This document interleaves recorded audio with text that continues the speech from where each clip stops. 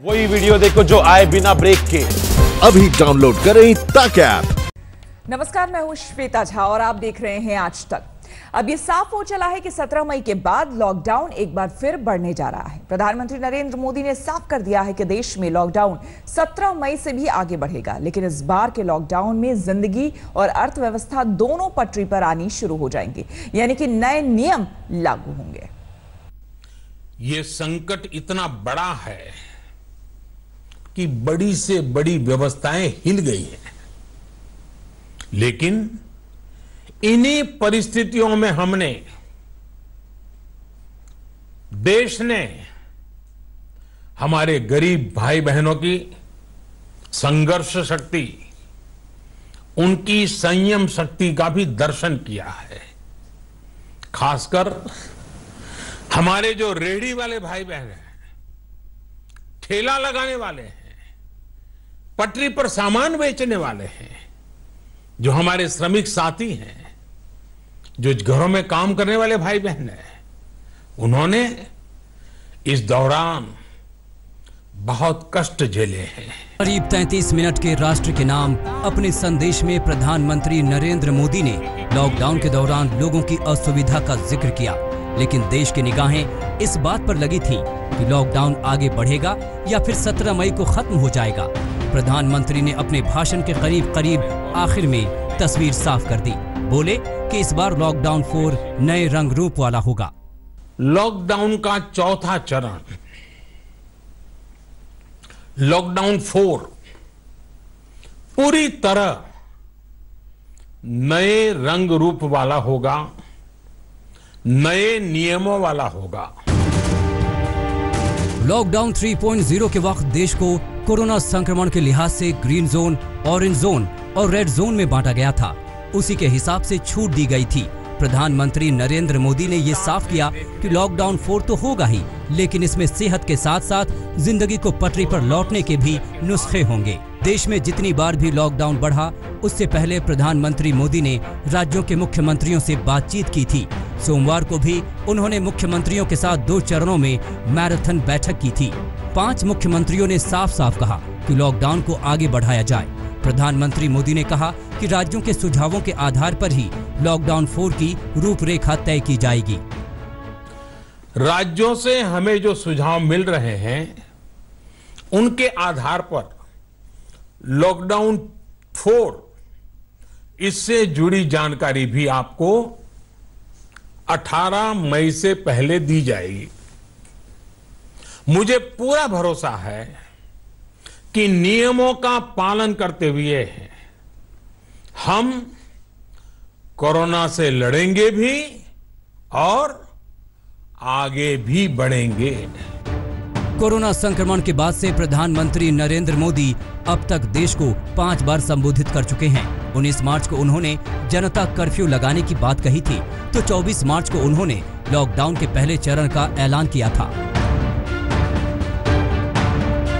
प्रधानमंत्री नरेंद्र मोदी ने साफ कहा कि लॉकडाउन 4 पूरी तरह से नए रंग रूप में होगा। ऐसे में सवाल है कि क्या रेलवे के बाद हवाई उड़ानें भी देश में शुरू की जाएंगी? क्या सड़कों पर सार्वजनिक यातायात शुरू किया जाएगा? क्या लॉकडाउन 4 में अब तक बंद आर्थिक गतिविधियां शुरू होंगी? क्या मॉल, सिनेमा घर और बाजार खुलेंगे? जो मजदूर अपने घर नहीं जा पाए हैं, क्या उन्हें वहीं रोजगार मिलेगा? संकट को ब्लेसिंग इन डिस्गाइज मानकर हम आत्मविश्वास के साथ पॉजिटिव खड़े रहे और देश को आगे लेकर जाए, ये संदेश कृति से प्रधानमंत्री जी ने दिया है। मैं विशेष रूप से लघु उद्योग, कुटीर उद्योग और जो ग्रामोद्योग है, उनके लिए प्रधानमंत्री जी ने ये जो सपोर्ट दिया है, ये इंडस्ट्री कभी भूल नहीं सकती।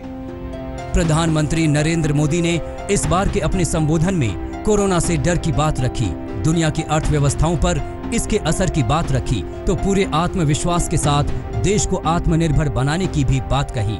संदेश साफ था कि कोरोना संक्रमण अपनी जगह, जिंदगी की रफ्तार अपनी जगह, तमाम बंदिशें खत्म होंगी, जिंदगी पटरी पर लौटेगी। हिमांशु मिश्रा, दिल्ली, आज तक। प्रधानमंत्री नरेंद्र मोदी ने कोरोना से बने हालात से निपटने के लिए 20 लाख करोड़ के आर्थिक पैकेज का ऐलान किया है। इस पैकेज का लगभग सभी मुख्यमंत्रियों ने स्वागत किया है। जो इस बहुत बड़े आर्थिक पैकेज की घोषणा की है, इसके लिए मैं आदरणीय प्रधानमंत्री जी का एक बार फिर से अभिनंदन करता हूं।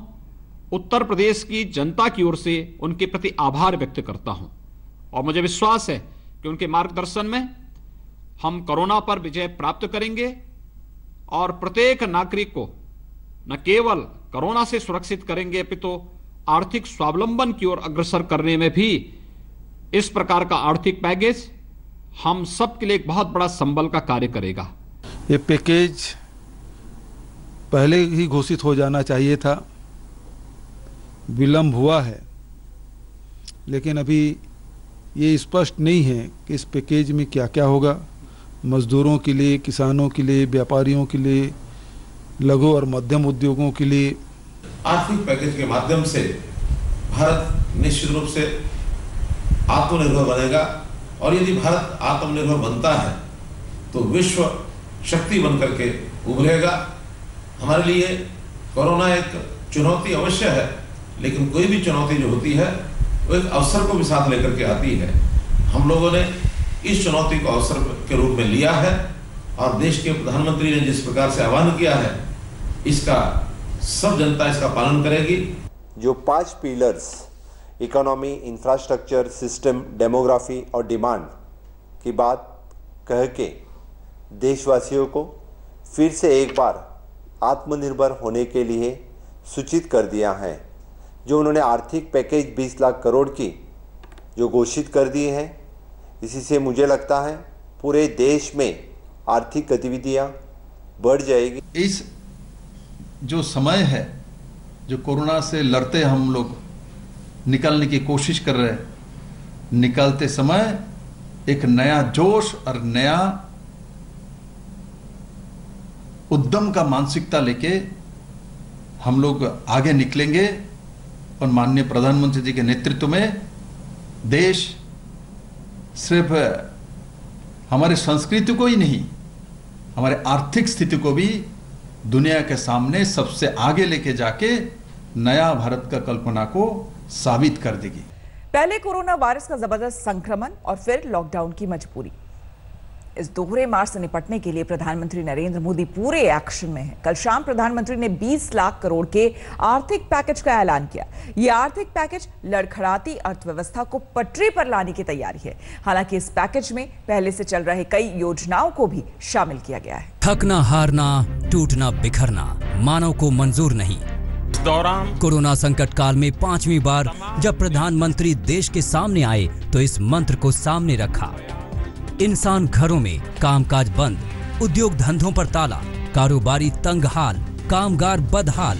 50 दिनों में लॉकडाउन में अर्थव्यवस्था लड़खड़ाने लगी।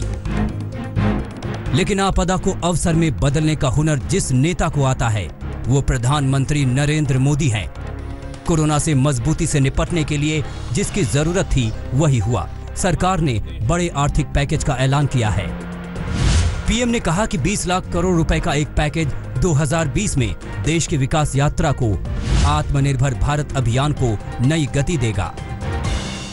आज जिस आर्थिक पैकेज का ऐलान हो रहा है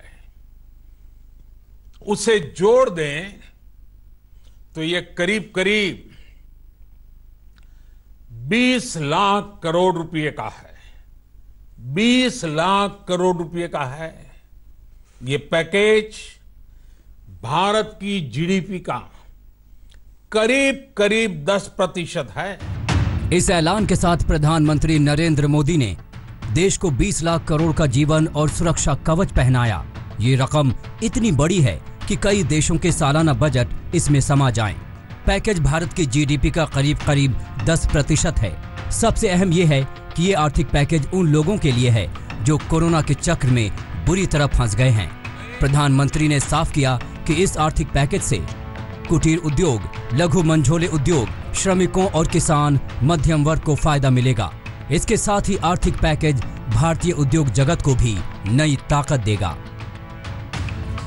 ये आर्थिक पैकेज देश के उस श्रमिक के लिए है, देश के उस किसान के लिए है जो हर स्थिति, हर मौसम में देशवासियों के लिए दिन रात परिश्रम कर रहा है।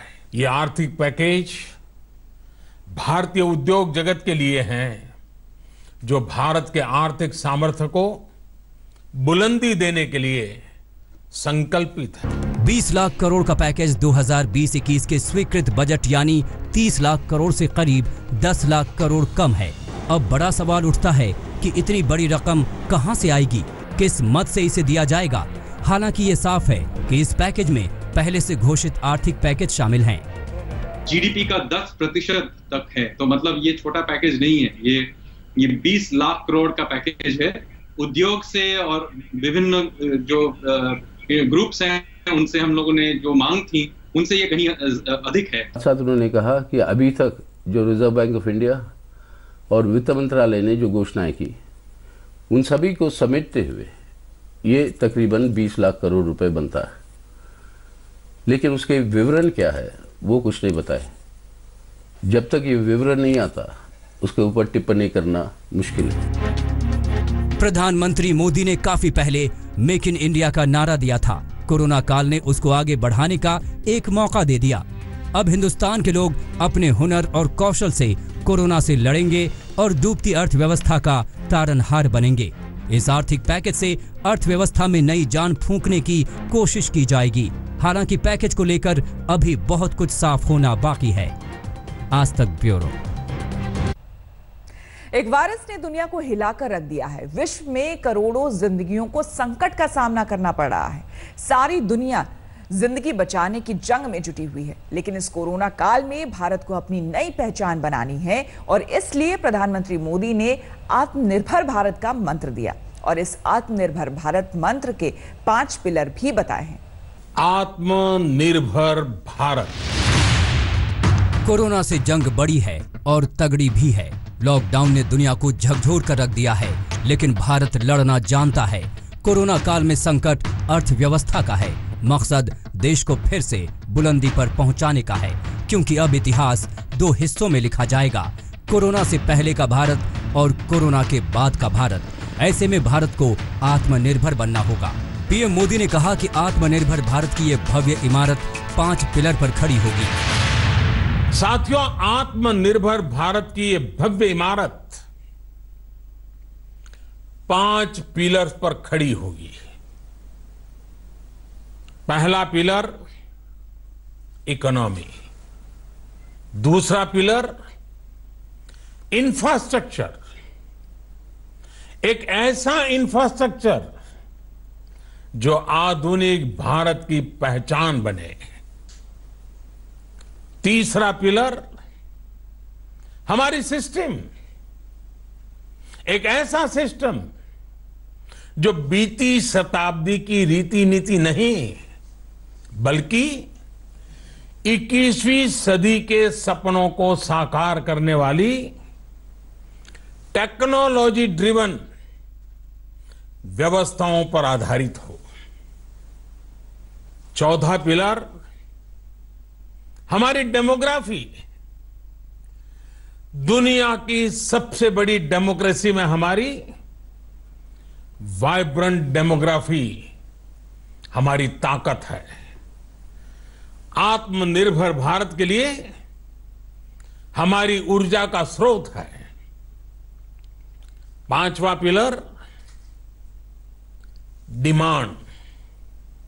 हमारी अर्थव्यवस्था में डिमांड और सप्लाई चेन का जो चक्र है, जो ताकत है, उसे पूरी क्षमता से इस्तेमाल किए जाने की जरूरत है। पीएम मोदी ने भारत को आत्मनिर्भर बनाने के लिए 20 लाख करोड़ के पैकेज का बूस्टर भी दिया। तो पीएम मोदी ने कहा कि एक राष्ट्र के रूप में हम बहुत ही अहम मोड़ पर खड़े हैं। इतनी बड़ी आपदा भारत के लिए संकेत लेकर आई है, एक अवसर लेकर आई है। थकना, हारना, टूटना, बिखरना मानव को मंजूर नहीं है। सतर्क रहते हुए ऐसी जंग के सभी नियमों का पालन करते हुए अब हमें बचना भी है और आगे बढ़ना भी है। हमें कोरोना से पहले की दुनिया को, वैश्विक व्यवस्थाओं को विस्तार से देखने समझने का मौका मिला है। कोरोना संकट के बाद भी दुनिया में जो स्थितियां बन रही हैं, उसे भी हम निरंतर देख रहे हैं। जब हम दोनों कालखंडों को भारत के नजरिए से देखते हैं तो लगता है कि 21वीं सदी भारत की हो, ये हमारा सपना ही नहीं, ये हम सभी की जिम्मेदारी भी है। पीएम मोदी ने गुजरात में आए भूकंप का वाकया भी सुनाया, कैसे सब कुछ ध्वस्त हो गया था और गुजरात फिर से उठ खड़ा हुआ। ऐसे ही भारत कोरोना को हराकर दुनिया को दिखा देगा कि हर हिंदुस्तानी में लड़ने की महाशक्ति है। प्रधानमंत्री ने अपने संबोधन में कहा कि आज हमारे पास साधन है, हमारे पास ताकत है, दुनिया का बेहतरीन टैलेंट है, हम बेस्ट प्रोडक्ट बनाएंगे, सप्लाई चेन को और आधुनिक बनाएंगे। साथ पीएम मोदी ने लोकल को वोकल बनाने का नारा भी दिया। समय ने हमें सिखाया है कि लोकल को हमें अपना जीवन मंत्र बनाना ही होगा। आपको आज जो ग्लोबल ब्रांड्स लगते हैं, वो भी कभी ऐसे ही बिल्कुल लोकल थे, लेकिन जब वहां के लोगों ने उनका इस्तेमाल शुरू किया, उनका प्रचार शुरू किया, उनकी ब्रांडिंग की, उन पर गर्व किया, तो वो प्रोडक्ट्स लोकल से ग्लोबल बन गए। मोदी ने कहा कि भारत जब आत्मनिर्भरता की बात करता है तो आत्म केंद्रित व्यवस्था की वकालत नहीं करता। भारत की आत्मनिर्भरता में संसार के सुख, सहयोग और शांति की चिंता होती है। भारत की प्रगति में हमेशा विश्व की प्रगति समाहित रही है। भारत के कार्यों का प्रभाव विश्व कल्याण पर पड़ता है। बहुत बहुत धन्यवाद। आज तक ब्यूरो। कोई सड़क, कोई राजमार्ग, कोई राष्ट्रीय राजमार्ग, ऐसा नहीं है कोई भी ऐसी सड़क जहां पर प्रवासी मजदूरों के महापलायन की तस्वीर दिखाई ना दे रही हो। मजदूर अभी भी लगातार सड़कों पर पैदल चल रहे हैं। हमारे संवाददाता आशुतोष मिश्रा की रिपोर्ट देखिए। तरफ देश भर में फंसे प्रवासी मजदूरों को बसों और ट्रेनों की सुविधा मुहैया कराई जा रही है, तो वहीं दूसरी तरफ देश के अलग अलग हिस्सों से मजदूरों की त्रासदी वाली तस्वीरों से हर रोज सामना हो रहा है। जोधपुर से अजमेर के बीच किस्मत के मारे मजदूर पैदल चलने को मजबूर हैं, लेकिन मई का महीना और राजस्थान की सड़क भीषण गर्मी के बीच हौसला पस्त होने में वक्त नहीं लगता। हाईवे पर इनकी हालत देखकर कुछ ऐसे भी हैं जिनका दिल पसीज उठता है। ऐसे ही एक ट्रक ड्राइवर ने मजदूरों को सहारा दिया। अजमेर से जोधपुर की यात्रा में नेशनल हाईवे पर जो मैंने तस्वीर देखी वो ये है। ये बिहार के रहने वाले मजदूर हैं जो आबू रोड में काम करते थे। जब सब कुछ बंद हो गया, कुछ नहीं रहा, तो पैदल रवाना हुए, लेकिन मदद करने कौन आए? वो ये थे पप्पू। ये कहाँ मिले आपको? हमारे को मिले यहाँ बर में। आपने पैसे तो नहीं लिए इनसे? ना ना, अरे यार हम पैसे लगे, हम तो इनको खाना पाना खिला रहे हैं। कहाँ तक जा रहे हैं आप? इनको कहाँ तक फिर पहुँचा पाए? इनको जयपुर रास्ते में पैदल आ रहे हैं, बच्चा बच्ची आ रही है, जनानी आ रही है, मैडम आ रही है, इतने के 10 साल के 5 साल के बच्चा बच्चे आ रहे हैं। ये इंसानियत की तस्वीर पप्पू जैसे लोग दिखा रहे हैं। कुछ स्थानीय युवकों ने मजदूरों को देखा तो खाना खिलाने के लिए रुक गए। ये युवक अपनी वैन में खाना लेकर चलते हैं और हाईवे पर भूखे मजदूरों को खाना खिलाते हैं। चलते चलते मजदूरों के पांव पर छाले उभर आए हैं। किसी को चोट लगी है, लेकिन दवाई खरीदने के पैसे नहीं हैं। मदद का मौका मिला तो हमारे संवाददाता आशुतोष मिश्रा ने ऐसे एक मजदूर की मरहम पट्टी करने में देर नहीं की। आगे सफर में हम भी इनके साथ हो लिए, ये समझने के लिए कि राजस्थान से बिहार तक की दूरी कैसे तय करेंगे। जिंदगी यहाँ खतरे में है। ये जिस तरीके से यहाँ बैठते हैं कि ये ट्रक बैठने की जगह नहीं है, और इसीलिए इनका दर्द समझने के लिए मैं अपने कैमरामैन संजय कुमार के साथ इस जगह पर आकर बैठा हूँ, ये जानने के लिए कि आखिर प्रवासी मजदूर, भारत का जो कर्म लिखता है, जो भाग्य लिखता है, जो हम सब के लिए इतनी मेहनत करता है, आज वो किस हालत में है। मजदूरों के पास कुछ नहीं है, ये भी पता नहीं होता कि आगे क्या खाएंगे। बस एक ही जुनून है, किसी तरह घर पहुंच जाएं। जब नहीं बस में हम लोग को हुआ कि अब तो नहीं जाएंगे, अगर स्टेशन होगा नहीं तो हम लोग अब जाएंगे कैसे। तब हम अपना आप पैदल मार्ग निकाल दिया कि अब जो भी होगा रास्ते में होगा। बहुत स्थिति डाउन हो गया तो वहाँ से निकलने पड़ा। खराब वक्त पर जब परछाई भी साथ छोड़ देती है, उस वक्त मददगार भगवान से कम नहीं होते। खराब वक्त गुजर जाएगा, लेकिन इन लोगों को हर वो चेहरा याद रहेगा जो जरूरत के वक्त इनके लिए खड़ा हुआ था। आशुतोष मिश्रा, जोधपुर हाईवे, आज तक। मजदूर अब भी पैदल पलायन कर रहे हैं। कांग्रेस सांसद राहुल गांधी ने सरकार से अपील की है कि पैदल सड़क पर चल रहे मजदूरों को घर तक पहुंचाने की व्यवस्था की जाए, साथ ही उन्हें आर्थिक तंगी से बाहर निकालने के लिए खाते में सीधे पैसे डाले जाएं। आज भारत माता रो रही है क्योंकि भारत माता के करोड़ों बच्चे, बेटे बेटियां सड़कों पे हजारों किलोमीटर चल रहे हैं, भूखे प्यासे चल रहे हैं। मैं सरकार से विनती करता हूं, इनको आप घर पहुंचाइए, इनके बैंक अकाउंट में पैसा डालिए और इनके रोजगार के लिए स्मॉल एंड मीडियम इंडस्ट्री को आप एक जल्दी से जल्दी पैकेज। नमस्कार, मैं हूं अंजना ओम कश्यप। हमें उम्मीद है ये वीडियो आपको पसंद आया होगा। लेटेस्ट खबरों के लिए यूं ही देखते रहिए आज तक, और इस वीडियो के पसंद आने पर लाइक, शेयर एंड सब्सक्राइब करना ना भूलें।